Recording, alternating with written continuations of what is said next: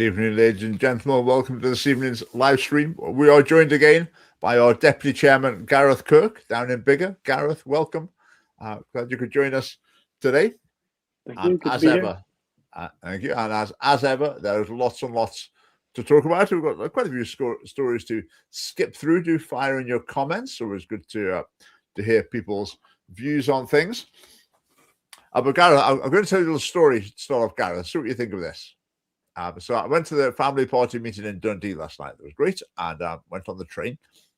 And coming back on the train from Dundee, so I jumped onto the train, and I noticed while I was getting on, there were about 4 people. They looked like, I don't know if it's transport police or rail security or something, but blokes in uniform looking like some sort of security. People getting on the train. So I went into my carriage, and I sat down just somewhere randomly. And then as soon as I sat down, I realized there was a bloke quite close. So really mouthing off and swearing, and I thought, what's going on here? He's either mentally ill, he's on drugs, he's drunk, or something. I really don't know what's going on here. Another man who got on the train at the same point as me, he also sat down quite close to this man, and then he just got up straight away and went. He went and found another carriage. So I thought, yeah, he does seem pretty volatile, this, but he was really aggressively shouting or whatever. So maybe I'll move on as well. So I went to go out to the end of the train. But I was going to go out to the end of the train. There was a sort of young woman there sitting. I thought, well, I shouldn't really retreat further than her. So I'll just stay in the same carriage and wait. And I can see these 4 security guards were congregated just in the sort of foyer bit between the 2 carriages. So he couldn't see them, but they were obviously keeping an eye on him. So he was shouting away. And then later on, they started chatting to him. I could hear the conversation. And they were saying, where are you going to? And he said, I'm going to Aberdeen. He was on the train from Dundee to Edinburgh. So I don't know if he, I don't know, got on who knows where and forgotten to get off. I don't know what was going on. And they were trying, so I listened to the conversation. I couldn't quite work out if he was drunk or if he was on drugs or mental health problems. It was quite hard to tell. It didn't quite seem to fit with any of those things. I'd have thought if he was like this all the time, like aggressive shouting all the time, surely he wouldn't be free to be walking the streets. I wouldn't have thought. So there must be I'd have thought there must have been something chemical to have triggered that sort of behavior. Anyway, so they're saying to him, well, you obviously need a bit of help, don't you? So we'll get you to Edinburgh and then we'll find someone who can help you because you'll need somewhere to stay tonight, won't you? So we'll get someone to support you a bit and we'll be able to help you out. How about that? So they're sort of smooth talking, they're trying to keep him calm or whatever till they got there. And my question is this. I sat there listening. I thought it may well be, I mean, who knows what's going on with this bloke? Maybe mental health problems, whatever. I also thought he might well be drunk.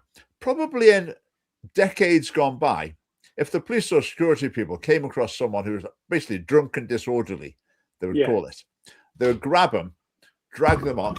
Oops, pinch my microphone. Grab them, drag them off, put them in a cell, and then have an uncomfortable night. They'd wake up in the morning, worried that they were going to be in trouble, and maybe they wouldn't be trouble. And all the people who are around would think, oh, right, well, he got his comeuppance there. Yeah. Whereas this was totally the opposite approach. And it just made me think, which is best? Are we too understanding of these situations? Or do you have to think, well, you just don't know what's going on with this bloke? Maybe it was some sort of mental health episode. I've just got no idea. But I just said, if a person is drunk, I'd be quite happy with the police officer on each arm, drag them away and put them in a cell. Yeah. And, give them a hard time in the morning, maybe even prosecute them. But I guess that virtually never happens anymore. I bet it's always do you need any help? Can we take you somewhere? What do you think? From my experience, I remember some Australians who were with us I'm originally South African, and they described the scenario where he had for some reason lost his shoe. Because he had lost his shoe, they assumed he was drunk and disorderly, and he had no way of justifying. He was like, "Hey, look, I'm fine. I'm totally fine." They're like, "You've got no shoe on. You are clearly in the back." And it was a group of drunken, disorderly people, and they just checked him in. So there was not even a test to determine whether you're alcoholic, if you had alcohol or not. So I actually think, from a safety point of view, I would like to think that if you end up in a situation where you're behaving aggressively or putting society at risk, if I can put it that way, uncomfortable. I'd rather the situation is if somebody has drugs or has problem, they should go to the same place, and ideally you would get some kind of record of it. So that to me means the police would say, okay, well, he was in, spent the night, and this this is a recurring problem. If somebody isn't doing that kind of detailing, if they aren't getting that data, then they don't really know how to help them anyway. So it might be, even if it's legitimate, like you say, mental health problems, or the case may be, even if it's legitimately incorrect in sense that they have a genuine reason for being the way they are, even if it's uncomfortable in the beginning, I'd rather go down that route where something gets done, something gets tailored, and then he gets housing or he's into some kind of work. I want some kind of system that helps him. But as for the general drunken disorderly, I think there shouldn't be any. I think it was definitely, in my day, it was a common risk that if you were found by the police to be drunken disorderly, it was a common risk that you could find yourself in the slammer. And the only challenge to that is, I think the slammers need to be reasonably safe from that point of view. I remember, I hate the idea of, someone dying, being murdered in a cell, in a holding cell, because one of the drunken disorderly people happened to be a psychotic maniac.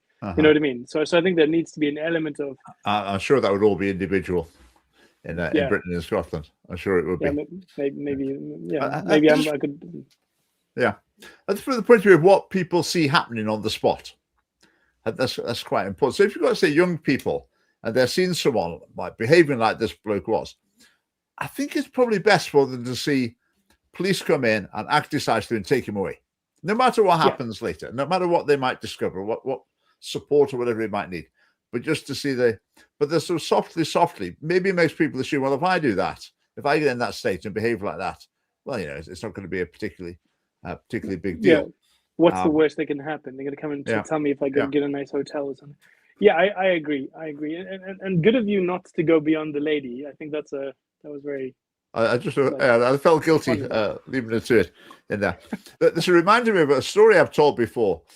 I wouldn't tell the whole story, but basically, a bloke appeared to collapse in the street. I helped him along the street and took him to his mother's flat, at which point he totally flipped, went berserk, tried to strangle his mother.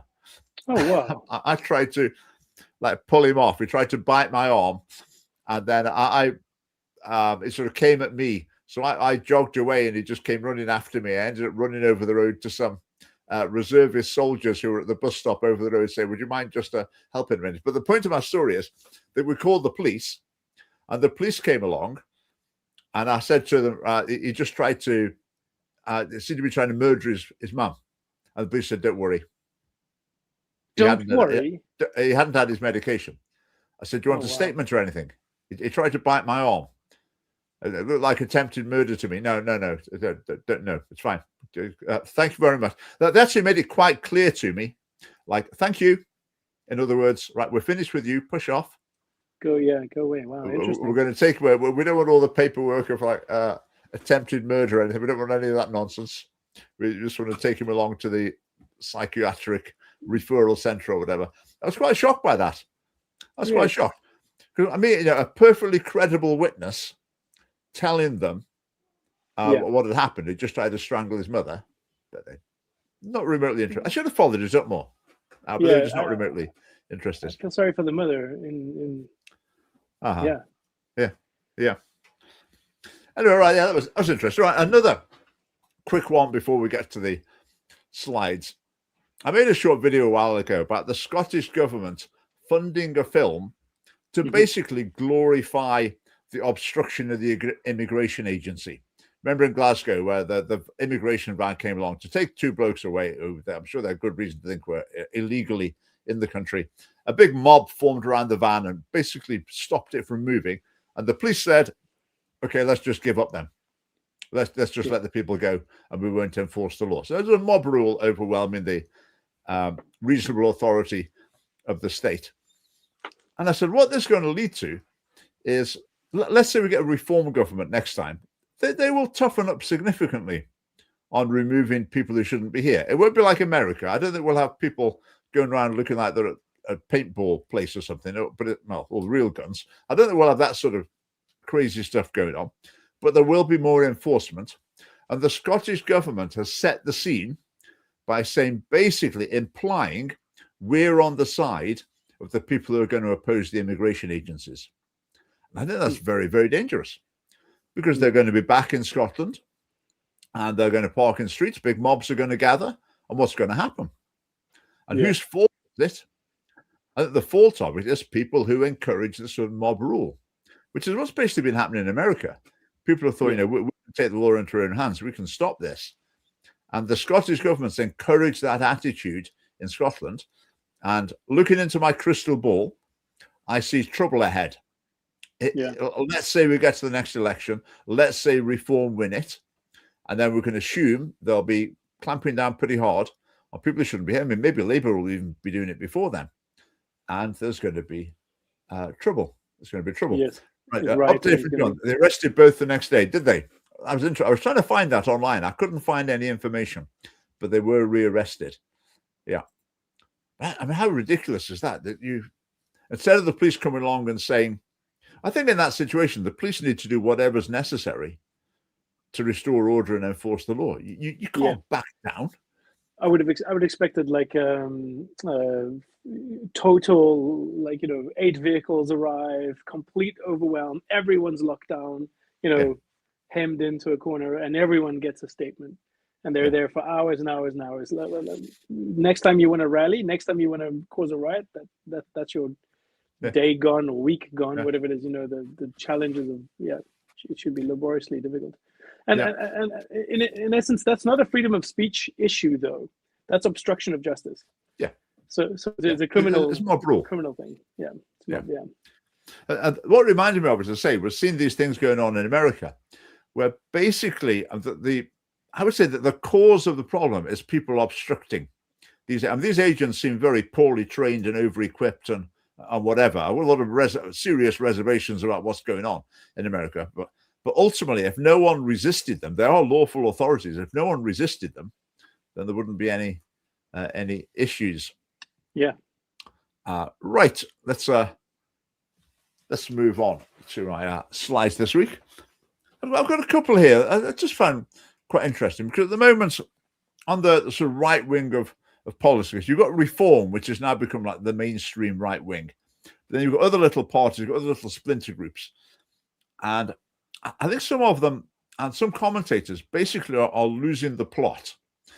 And I want to point out a few of these things, because sometimes I'll meet people in my course of my duties of the family party, and I fear that some people, not many, but you occasionally meet someone who I think is taking on board some of these things, some of these quite radical, very over-the-top ideas. So I'll just talk about a couple of them. Right, this is UKIP. We don't hear much about UKIP. It's basically more a street movement than a political party, and they're very provocative. It's sort of looking for a punch-up, I would say, on some occasions. But this is an example that they put up. The Crusades were a defense against Islamic extremism and expansionism.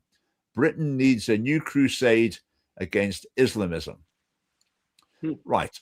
So if you look at the first bit, Crusades were a defense against Islamic extremism and expansionism. That's partly true. Yeah. And the Crusades are complicated, but not entirely untrue. Britain needs a new crusade against Islam. Right. Implication, we need to take up arms and kick all the Muslims out. I mean, what else can it mean? What else can it mean? Yeah. Well, I would say that's a what's called. There are more extreme ideas of what crusades could imply, but it does feel like it is, and this is what makes me nervous when I see the crusade. The flags, St. John. I think it's St. John's Cross that I use. Because that does look like it's a misuse of Christian titles or images, and then actually being used to propose an agenda, which is extremism, an opposite side of extremism. I can see where it's also coming from, to be fair. Like I can see, the thing that Phil did, right? So where he described the I, political nature of Islam, and it's good for us to be aware of it. It's good for us to think, well, what are the risks? But I oh yeah. do not think that encouraging a crusade or um, um, I don't think that's very Christian, but I also don't think that's going to lead to a better society at all. No, no. Not I at mean, all. it's sort of the route to civil war. I mean, Yeah, concerns about Islam. I've got a lot of concerns about Islam. I've talked about on lots of occasions, very serious concerns as well. But I think some, as you're saying, some anti-Islam, they're taking Christianity just as like a team identity. So they're the Muslims. We're against them. Who are we? What team are we? We're British, I suppose, but that's a religion. So I guess we'll be Team Christian. Now, if that leads to people genuinely becoming Christians, then all well and good.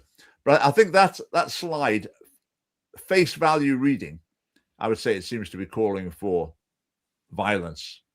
yeah, Again, they maybe say they didn't mean it, but I would say if you wrote that, unless you're extremely unintelligent, you know what people are going to make of that.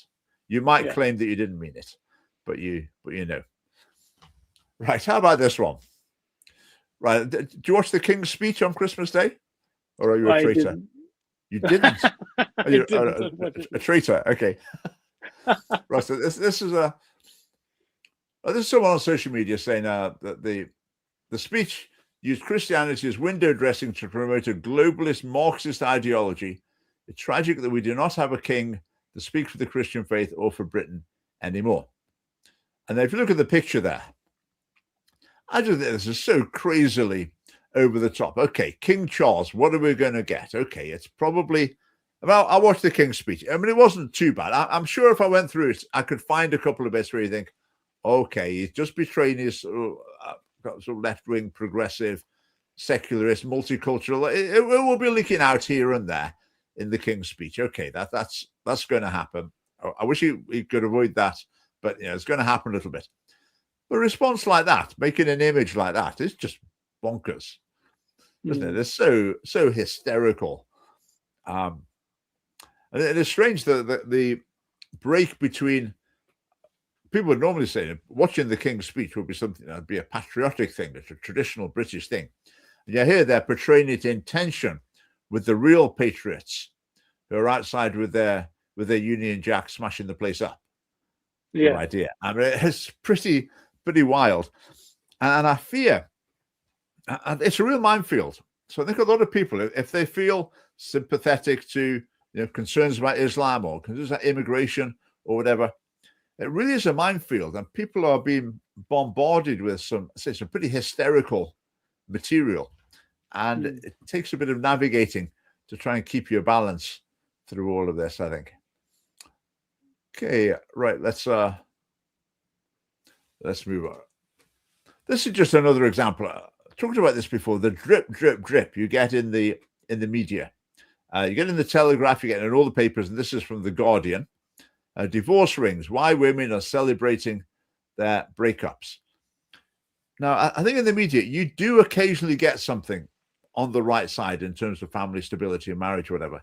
But I would say much more commonly, you're still getting this sort of thing, which is so corrosive of positive values in the nation. Yeah. What can you do? I mean, we don't want to ban it. We don't have a rule about what newspapers can publish, but we really need to push back against it. Yes, as the family... Sorry, go on. So I was going to say, what's missing is the benefits of staying together. People don't realize how damaging a breakup is, right? Mm-hmm. The damage to the family, the damaging, how just utterly traumatic an experience it can be just for everyone, parents, children, everyone. It's huge. It's massive. It's exactly the opposite of what we are designed to do in terms of have family, settle down, married, that ideal of stability and build something to build on. The breakups are very damaging, and I think what's missing is celebrating. I'm seeing a little bit more coming on social media. There's the reason, the right values, or these are these 9 golden rules I do as a mum, which is like, focused on Christian values, which I think are great in terms of, it really does help. There is a way there. There's the pattern, and I think that is missing entirely in media. People don't see how fundamental a solid marriage is, and how good that is, and 50, 30 years, the silver weddings and all those things. They should be promoted and celebrated. Really helpful. Those would be really helpful. That is sadly not helpful. Yeah, it's very individualistic, isn't it? I think sometimes with divorces as well, some people feel that they're determined to put a positive spin on it. With their friends, that's what they want to present. But this, I say, is still very, very prevalent, and it's a big problem. I think the other thing with divorce, the data shows generally couples that don't split up, if they get in a pretty bad way but don't split up, persevere, the outcomes are generally pretty good. So I think a lot of divorces are unnecessary. So my fear with this sort of thing is that this is aimed at women in particular. So some women will read this and think, yeah, things are pretty tough at the moment. Maybe divorce is a great option. Whereas if there'd been an article in the newspaper saying, "Oh, we almost got divorced, but we didn't, and now it's great." How about that article? They're not so keen on that. Yeah. Right. Yeah. Let's. I was looking at the Guardian, so you have to have a look at some of the other things around here. It's an opinion piece in the Guardian. So a cow can use a stick to scratch its backside. When will we learn that humans are really not that special? Wow, I missed that. There used to be a Twitter account called So Much Guardian, and they just used to post hilarious headlines from the Guardian. This would have been on there. Surefire inclusion. I don't know if you saw it. That there was a cow picked up a broom with his tongue and used it to scratch itself, which is quite unusual. That's basically using a tool. And I don't think that people would normally think cows have got the capacity to be using a tool. But anyway, this cow had picked up a brush and used it to scratch itself. And her point is, this shows that humans and animals are basically the same. But humans are not special. Humans are not really more valuable than animals. That's the drift of the point. Yeah. I mean, what can you make of that? But I guess that's a sort of secular view, isn't it? That if animals can do, the more they can do, then the closer they get to humans, so the closer their value becomes to humans. Yeah. Whereas I don't believe that at all. I mean, humans are uniquely special. And if they find some chimpanzee, species of chimpanzee that's extra specially intelligent and can do this, that, and the other, I will say, doesn't matter. Doesn't matter. It's humans are uniquely valuable. Yeah. It's fascinating in the Guardian, like the whole thing is designed to chip away at the values of you or I. So the last one was chipping away at the idea of marriage. This one's chipping away at the idea of the inherent value of human life. Yes. And I was just thinking the link between that and, I think, as the family party goes on a lot about like abortion and that kind of thing, where the value of human life has definitely been twisted and diminished. And I definitely think that there's a systematic, I can kind of think different parties are particularly responsible for pulling down either the marriage or the people or devaluing humanity itself. Yeah, I think a big part of it is just culture as well. It's not all political. Right, James, you're saying you can't see me. That might be because StreamYard that we use now has like a version to use on phones. So if you're watching on a phone, try turning your phone round, and that might help. I might appear. Who do we have here? There's a Gareth. I don't know what you call it, appointed, nominated, crowned, whatever, as our lead candidate for the south of Scotland. So this was down in Biggar last week. That's David Richardson, our chairman, giving Gareth a handshake to launch him off on his campaign in the south of Scotland. South of Scotland's a massive region. But so we've actually got other people who will be able to take part in events in other parts of the south of Scotland. But yeah, you're looking forward to getting going, Gareth? Yes, we are. We're going to start activity from next week even. So you're out on Saturday, are you? Yeah, that should be good. Yeah, that'll be good on the 7th. We'll start here locally, and then I think go and start engaging communities and people, and just getting to hear them, speak to them, get to know them, share the views. Yeah, so excited actually. Good start. Good. So it started with a street stall in Biggar on Saturday. Is that right? Saturday 7th. Yeah, street. Hope the weather's better than it is now, and right, sure, that'd be good. So vote for Gareth in south of Scotland. Actually, the candidates' names don't appear on the ballot paper for the list vote. You just get the family party name. But when you're voting in the south of Scotland, you're voting for Gareth. If we get enough votes, Gareth will be the person who becomes an MSP. Astounding.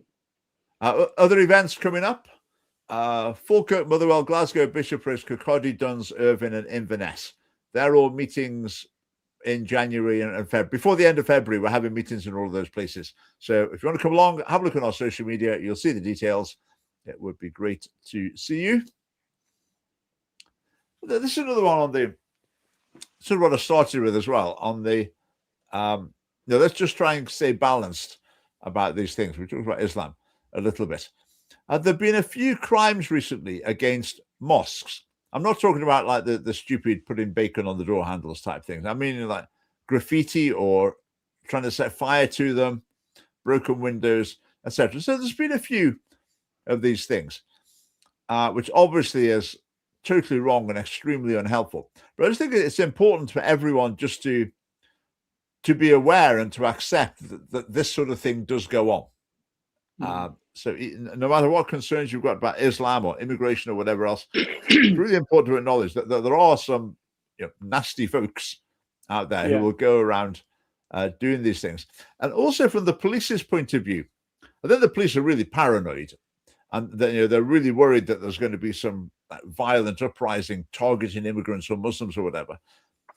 But it's worth saying, I mean, those fears are not entirely unfounded. I think they take it far too far. And they're very unbalanced in their view, but it's not entirely unfounded as well. That there is a risk of inflaming people's views, inflaming anger, hostility, whatever, that would have consequences. So yeah, I was quite surprised how many cases there'd been in this article. Did it say how many there were? It didn't. I said there's maybe 4 it listed. Right. That were real crimes. It's worth mentioning as well, we were saying this last week, there's been quite a few churches that have burnt down in Scotland. And as far as I'm aware, all of them, the conclusion's been, no foul play suspected. Oh. But it's getting to the point where there just seems to have been a few too many churches that have had fires that have totally destroyed them. A variety of churches, Church of Scotland, Catholic churches. So that's one to watch, I think. I don't know if there's a developing pattern there. It's a massive issue in France, but we need to watch out. Spot the candidate, the one in the middle. Yes, yeah. I'm not sure what the rules are of having non-human candidates. I'll check. This is another story on the sort of immigration, whatever sort of front. So this was a fella working at the firm decommissioning a Dounreay, the nuclear power station at Dounreay. And the bloke spoke Swahili and he was going to work, but then in his break time, he was, phoning home, or people, was a relative somewhere, and was speaking Swahili on the phone. And his boss said to him, "Don't do that, you need to speak English." And then he's taken them to a tribunal and has won, which I think is sort of fair enough. It's okay to tell someone you've got to speak English to the people at work, even socially, I would say. Potentially, if you've got a group of workers and 2 of them are speaking a different language, I think it's fair enough for someone to say, well, actually, we all need to understand each other, even in the social times, so we all need to speak English. But if someone's on the phone to a relative I mean, could there be any grounds to complain about that? What do you think, Gareth? So was he actually was he fired? Did he actually get dismissed, or what was the tribunal for? Was it I because don't think he was dismissed, but I off? think he was just told he couldn't do it. Told he couldn't call home and he has to speak English. He could call home, but he had to speak English. He wasn't allowed to make calls in a foreign language during his break time or lunchtime. Right. No, I think that's a little bit silly. If somebody spoke Polish, would there be a problem? Or Scots, like broad Gaelic, Welsh? Yeah. What about that? Yeah, but it's true. I think the bloke, I can't remember the figure, did he get about £10,000? And getting like £10,000 for something like that is utterly nuts, because it's an absolutely trivial incident. But probably so, he ended up telling his story to some lawyer, and the lawyer said, "Oh, that's worth a try. Right, you leave that to me. We'll be able to get some money out of them for that one." So it's doubly ridiculous. Okay, he shouldn't have been told he couldn't do that. But to suggest, you've got hurt feelings to the tune of £10,000 or something is, I mean, I'll try it. If you like, I'll get a job there. And speak in some foreign language if you've got a chance for that. Yeah, I wouldn't have thought it was needed to go to court. I would have thought a lawyer would just be like, "Oh, no, that's not worth it." I mean, really, if that happens to me at work, I'd be likely to say, maybe I'd say, "Look, that's not really fair." I'd maybe take it up a level and say, "Look, I don't think this really fair." And the person would probably say, "Yeah, that's fine. Don't you worry. I'll have a word with him." I'll say, "Okay, fair enough. Forget about it." I'm just not in tune with the compensation world that we live in. Yeah, I've had much worse happen, and and it was settled like as you mentioned. I just escalated, and they had a wee chat and said, "Be nice." And, okay, fine. So. Right. Something I want to say about this picture. It's not about the point of the picture. This is obviously from the SNP's social media.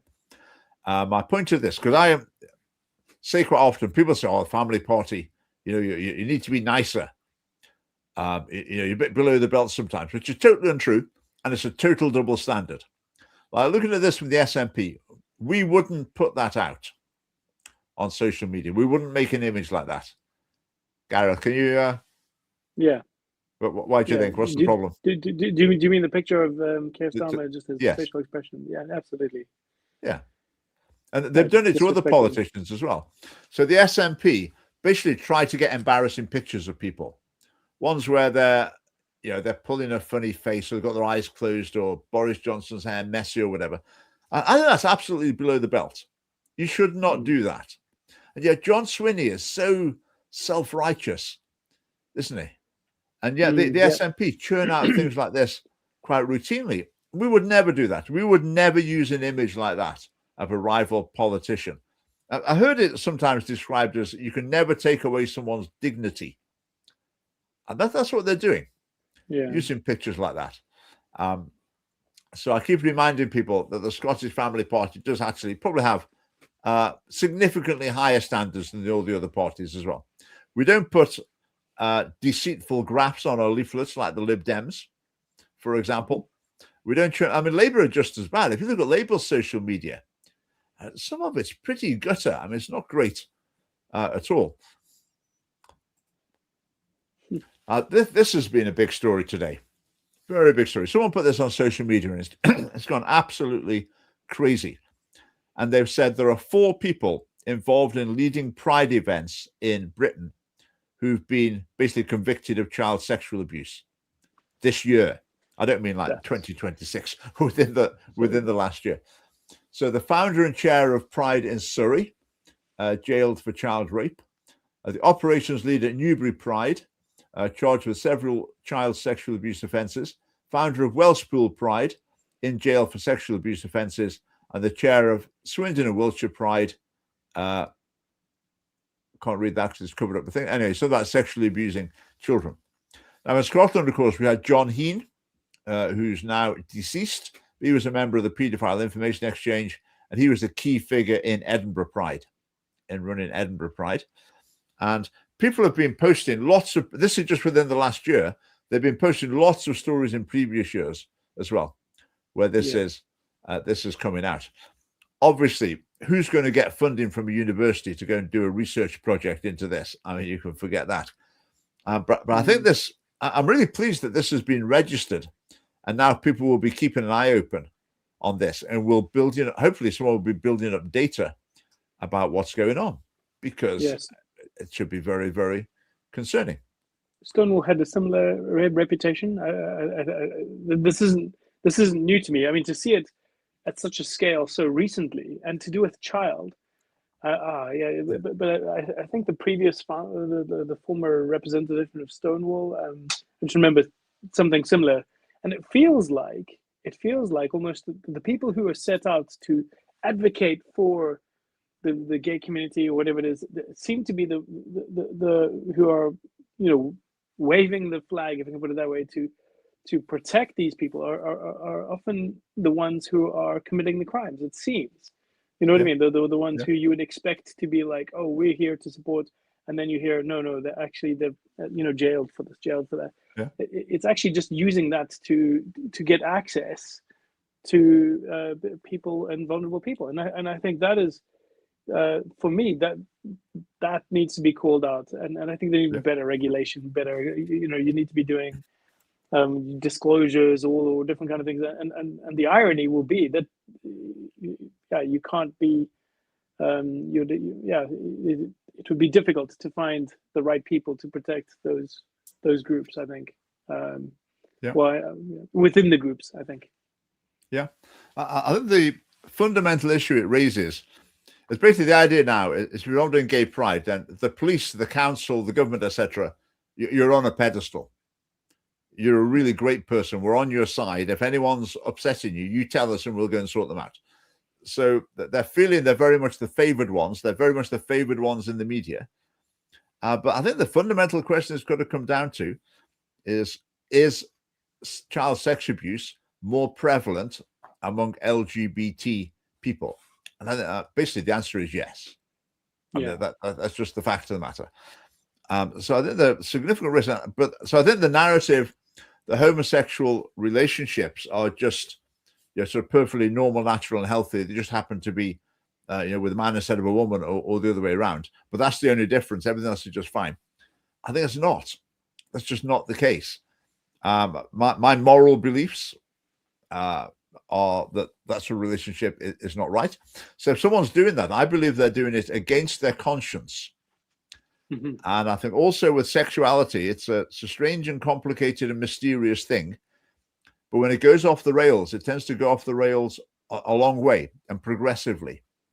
So I believe that once people move away from the ideal of man, woman, married, the further you move away from that, then the more dangerous it becomes, and the more likely you are to take a next step into even more, basically perverted practices. And I think that's what we've got here.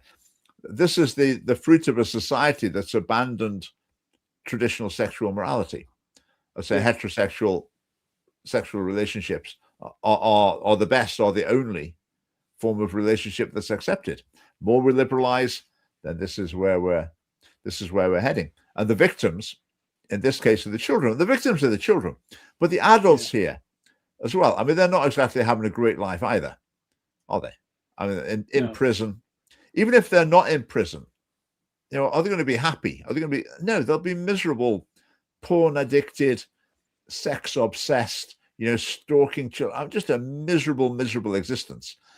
Some people might say, don't be so sympathetic to them. I'm not being sympathetic. I'm just pointing out how just all-round disastrous these routes are.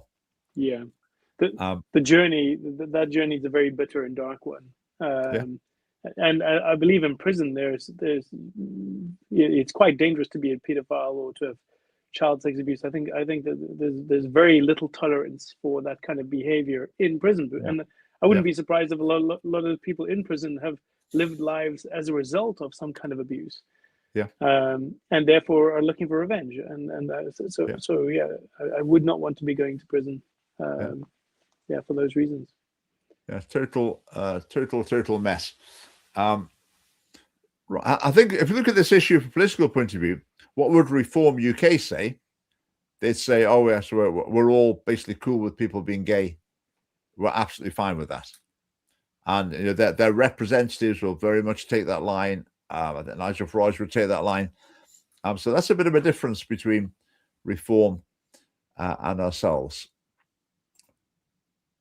Right, LGBT inclusive education. Got a little run of things on this topic. Now, LGBT inclusive education, it was introduced how long ago now? Probably not 8-9 years ago. And it says there's to be LGBT, so LGB and T content at every stage of the curriculum, from nursery right the way through to the end of school, and in every subject. So forget the idea that you're going to opt your child out of it. They deliberately make that impossible by putting it in every subject. John Swinney pioneered this. He said, schools, right, you better do this. If you don't do it, we'll make it the law, so you have to do it. So the inspectors will check that schools are putting this into practice. So we've heard stories of school children being bussed off on a school trip to the local Pride March. I mean, look at this picture. So we've got the local council leader signing a Pride flag with a load of kids. Now, I didn't check this before we started. With these things, it's always more girls than boys. So let's have a check on this one. So girls 1, 2, 3, 4, 5, 5, 3. That's a bit closer than usual. You can always guarantee in any of these things there's more girls than boys, because the girls sort of tend to go along with it often because they're quite eager to please, whereas the boys are often thinking, whoa, what is this? Let's let me out of this place. This is not on my wavelength at all. But the big point I wanted to make is when this was introduced, no party in the parliament, not even a single MSP, opposed it back in 2017. They all just nodded it through, and that was that, which was an utter disgrace to all those parties, especially the Conservatives, because they should have been opposing it. So it was introduced then. It was quite a story at the time. But what happens to these things is people forget about them when it's not new. But now's the time when this is going on certainly in the vast majority of schools. To some degree, all schools will be under pressure to bring in this sort of thing. In Catholic schools, etc., the inspectors will be pressurizing them to bring this in. So this policy is still on the books, and it needs repealing. It needs getting rid of. Will Reform do that? I think just no, they won't. Because as far as they're concerned, LGB, yeah, that's fine. What's the problem? Maybe the transgender bit, they'll say, okay, we can chop that bit off a bit. But the LGB education, I think Reform would be right behind it. I still find that sort of photograph shocking to see. Gareth, what do you think of that? Yeah, it's one of the reasons why, the primary reason why I joined the Scottish Friendship Party in the beginning. And it definitely is one of the biggest concerns, because it seems manipulative. When I say manipulative, it is a direct course of action to try and encourage that ideology. And I think it's harmful and dangerous. The what sort of thing? The ideology is harmful and dangerous. So yes. For those people who make it a choice to choose, as in it's not a way of life, they go, oh yeah, maybe I should give it a try. That's just something you don't want to do. That's the culture. The culture is like, everyone's bisexual. You just have to find your way, explore, try a bit of this, bit of that, and you'll find the path for you. But that is disastrously dangerous advice. It's as bad as saying to them, hey kids, ever fancy trying smoking? We'll give you some cigarettes to try, see which is your favorite brand. But you don't have to. I mean, it's up to you. And it's that irresponsible. It's appalling this is still going on. And it's our job, I guess, to try and bring this, keep it on the political agenda, bring it back onto the political agenda, and bring it into the election debate as well. So this is an issue we'll talk about on our leaflet. We'll get to every house in Scotland. Let's bring a quick comment in from John. Evening. So do you think Scotland will be better government directly from Westminster and dissolve the Scottish Parliament? I think it's always tempting to look at any problem and see how changing the constitution could solve it. Now, I think in general, the idea of a Scottish Parliament is good, because the UK is quite big. I mean, geographically, Scotland is quite remote, and it's got its own culture. It's got a legal system, education system. So I think a Scottish Parliament makes sense. I'm all for it. I think once you have unionism, nationalism interfering in politics in Scotland, then that maybe doesn't work out so well, because you've got a block of people that are just going to vote for the SNP, whatever. So it distorts democracy. If you could take the Scottish unionism, nationalist debate out of it, I think the Scottish Parliament would work really well. Work really well. And the other problem, of course, is people vote into it. People vote the wrong people into it. Therefore, it's not very fruitful. But that's not the fault of the Constitution. That's the fault if you like, overall of the electorate and the parties that have got elected.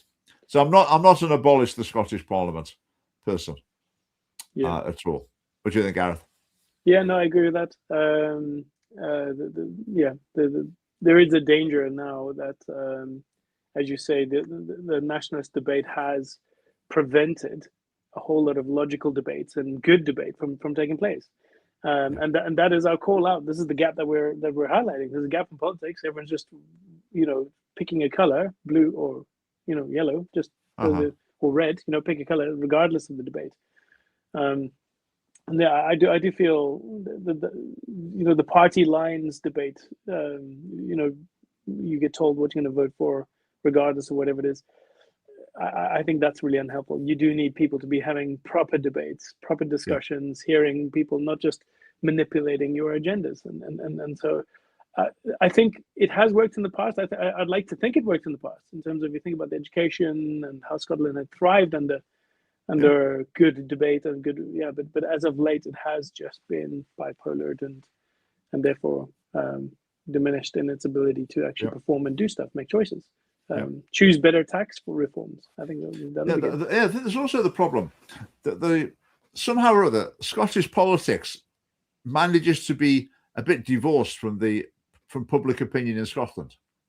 Because public opinion in Scotland is really not any different than in England in terms of left, right, tax rates or whatever. It's about the same. And yet in Scotland, somehow or other, they always vote overwhelmingly for left-wing parties. And it doesn't reflect the principle. So there might be something in the culture. I think in Scotland, people tend to vote in a pack. Whichever party is seen ascendant in Scotland seems to get massive support. So that's the tricky thing. You've got the BBC in the mix as well. And I guess now with the unionist nationalist divide, it tends to be, if that dominates, people are going to vote for the party that's sort of closest to the mainstream that they might think sort of a little bit left wing. So they vote Labour or SNP. I don't know. I don't know how that can be fixed. I think maybe it's breaking down already. We shall see. I think the Scottish Parliament could be a really fantastic thing. Tell you what would improve it massively is full proportional representation. So that would be bye-bye tactical voting. I'd be there. We'll be trying to get Gareth in to come and join me this election. You'd have Albert would have a couple in. I'm not sure that would add very much to it. But if people just voted for what they believed in, you'd have a much greater spectrum of opinion in there. I think it would help hugely. Evening, Liam. The Holyrood electoral system is terrible form of proportional representation when the constitutional issue dominates debate. Yes. That makes it a bit clearer than I was saying it. Yeah, absolutely. It's not, it can't cope with that total tribal voting. It breaks down there. Full proportional representation, people will vote for what they believe in. The Holyrood system, it's even the worst. You've got first past the post, which is the worst for generating tactical voting. But then on the list, that generates its own form of tactical voting, because that's why Alba and the Greens get votes, because they're just playing the system to get nationalist MSPs. Right, now, you said about campaigning. So I'm going to skip ahead a bit. Let's go straight to that topic. Right, here it is. So SNP frames Holyrood election as referendum on Starmer. So the Herald did an article. Lots of the parties have put out something saying 100 days till the election. These are our priorities. So let's have a look at them. This is quite instructive. Well, the SNP has urged Scots to... hang on, let's remember. Right, I've made this into a video so I can go through it. Right, okay. So the SNP has urged Scots to use the Holyrood election as a referendum on Sir Keir Starmer's leadership. How about that for a positive vision? There. I mean, Keir Starmer's not even standing in this election. Keir Starmer remains as Prime Minister no matter what happens in this election. Well, it might have some effect on it, but... So their best line, they think their best line is, we're against Keir Starmer. Take a swipe at Keir Starmer. Yeah.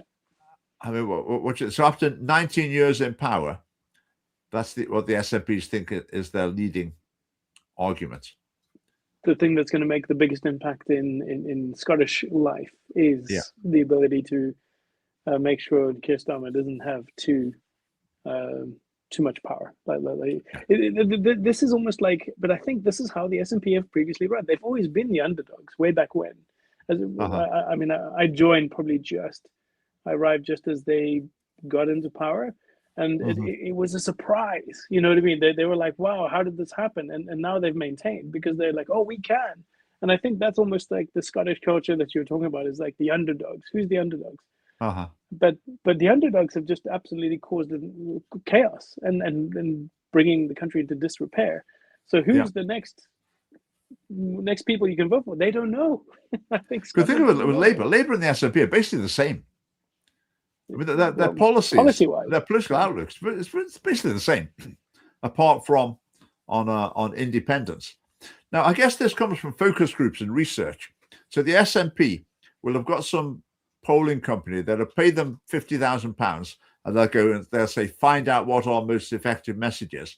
And this company will come back and say, right, what people are most worked up about is getting rid of Keir Starmer. So that's what you need to lead on. But it's just contentless politics.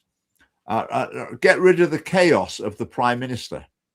Get rid of the Prime Minister. That's the best thing they've got to offer in a Scottish election. Right.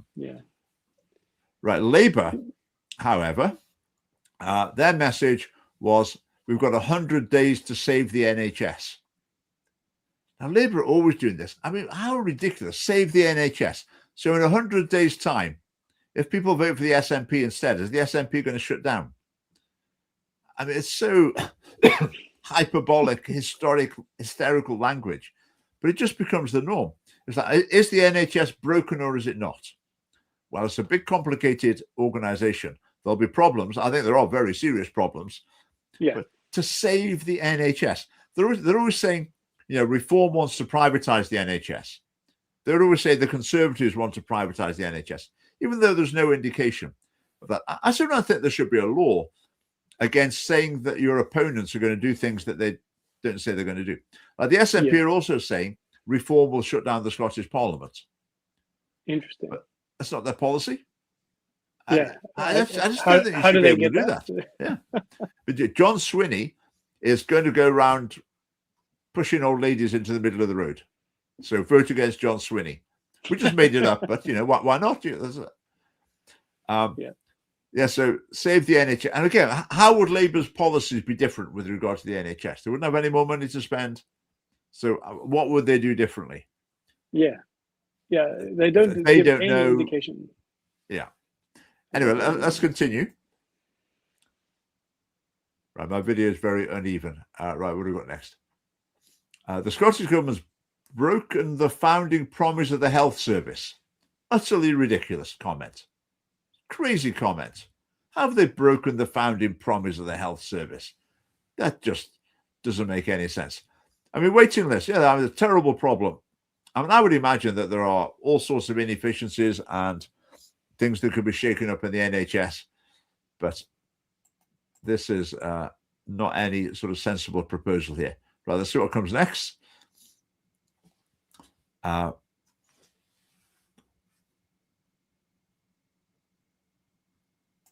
Okay, so we're back to the SNP now. Let me try and get this to move slightly. Right, so this is Angus Robertson on behalf of the SNP. The Labour Party is tearing itself apart. The momentum is behind the SNP, with Scots uniting behind John Swinney's strong leadership that's focused on our NHS, the cost of living crisis, and offering Scots a fresh start through independence. Well, if they're focused on the NHS, I mean, that's not a great great advert. What were they focused on? Sorry, I missed that. The NHS cost of living crisis. I mean, they'll say they've cut the price of train tickets, things like this. I mean, it's trivial nonsense. Cost of living crisis. That's an issue for how you manage the economy. It's not about giving gimmick out. How do you manage the economy? But I think they think, maybe rightly, they think the electorate doesn't really understand that. They understand freebies and cheap train tickets, but they don't understand growing the economy. So you focus on the gimmicks offering Scots a fresh start. So being ruled by the SNP would be a fresh start. Not Well, sure. how do they? That is so. Which organization is meant to be governing lives like that? That doesn't sound at all like a fresh start. Yeah. Right. So this Anna Saw was a branch manager. Oh, I mean, how many times can you say something? They just repeat this endlessly. He's just a branch manager. Well, it's a UK party, and it's got a Scottish leader, which is obviously the way any UK party is going to work. But they keep parroting this line, branch manager. I mean, does it persuade anyone? Probably their core supporters. They go, oh, yeah, just a branch manager. Dear me. Right, back to Labour. Thousands of Scots have been forced to spend their savings on going private while others suffer on waiting lists for months, even years or not. Okay, fair enough. If you know, opposition party, you're going to make those sort of things. You're going to make those sort of points. I'm not sure he knows what to do about them, but you're going to make those points. Right, so on to the Conservatives. Russell Finlay. Let's try and get that to move. Right. Russell Finlay urged Scots to use the decision to end 2 decades of division and failure. Right, okay, sort of okay, but it's a bit contentless. He said the country was paying the price for high taxes, failing public services, and a disastrous nationalist government. Right, disastrous nationalist government, there's no content in that. Failing public services, well, there's some truth in that. Paying the price for high taxes, yes. Okay, fair enough. Okay, that's something specific, and that's fair enough. Scots are forced to pay more than ever in tax, yet our NHS is in permanent crisis. Roads are crumbling. Classroom violence is out of control. Right, roads are crumbling. That's a local council issue. Classroom violence is out of control. Okay, but that's nothing to do with how much tax we pay. It's almost as if you say, we pay lots of money, but the kids are still naughty. Those things are totally unrelated. It's like saying, I'm a millionaire, but my kids are still really naughty. It's got nothing to do with it. That's a values issue. That's a policy values issue in terms of giving power to teachers and changing the education system and all that. But interesting. He was mentioning it's spiraling out of control. I've not heard too much on news around. Like, I know it's bad, but is it really spiraling out of control? Is it getting worse? The violence. Yeah. Yes. There's a constant trickle of stories in the media of really extreme cases. Teachers going on strike in schools, and the unions recognize the problem. They're part of the problem, but they recognize the problem that their own policies and attitudes have created. I mean, it's appalling.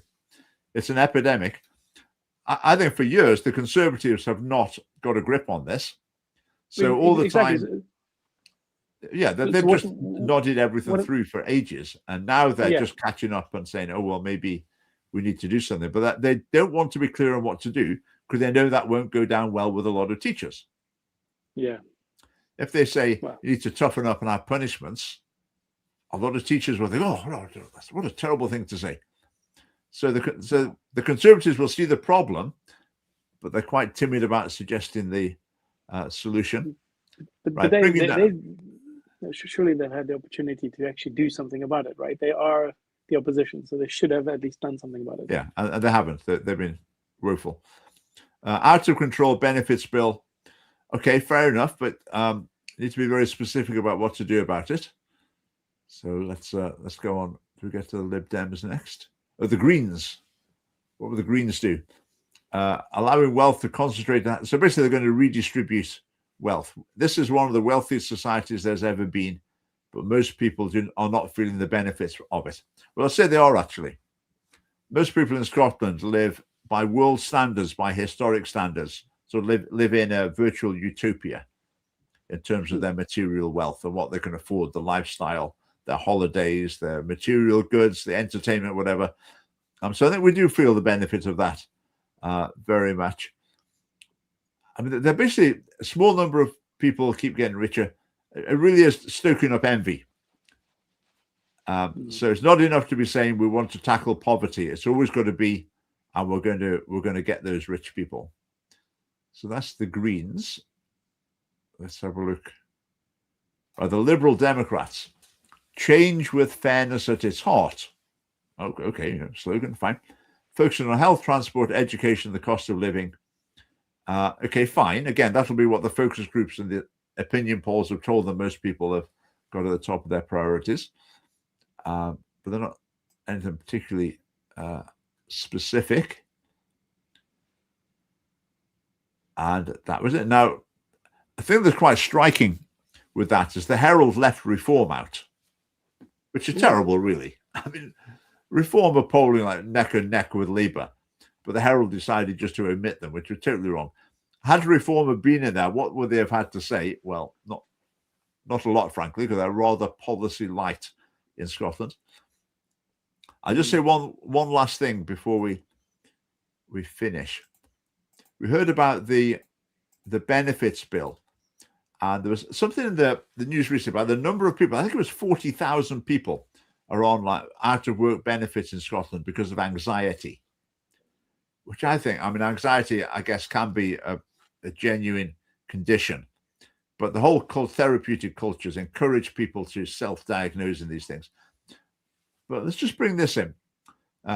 Drug deaths in Scotland, as we well know, that's the blue line. EU averages there, red in the middle. So absolutely catastrophic level of drug deaths. But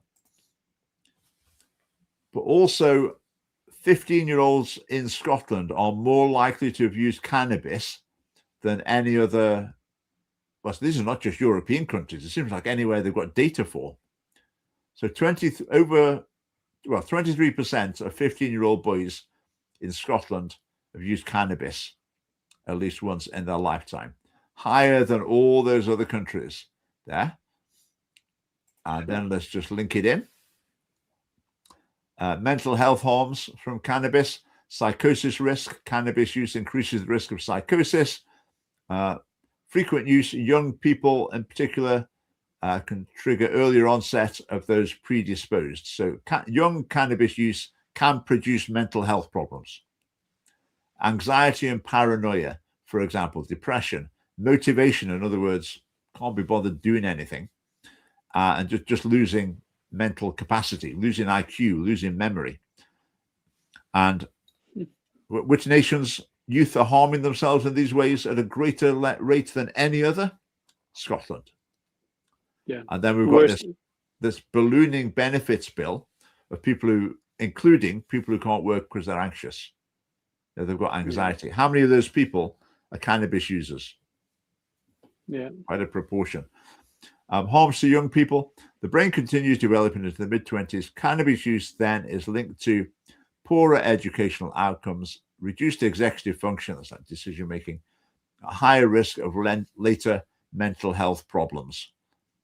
So I think this is a major, major problem in Scotland, and it needs to get a grip of it. And the Scottish government's answer, well, we need to tackle the stigma.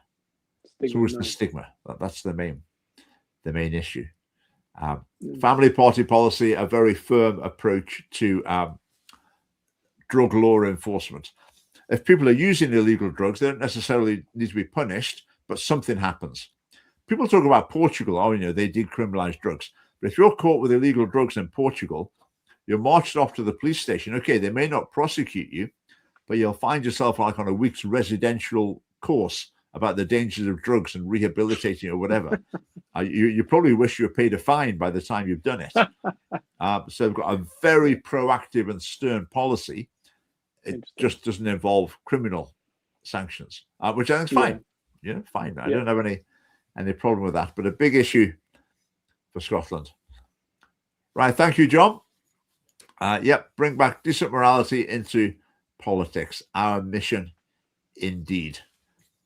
So our hour has flown by as ever. Thank you very much, Gareth, for coming and sharing your thoughts there. Best of luck with your campaign. I'll hopefully be down at one of your stalls sometimes, meet some voters and see what's going on.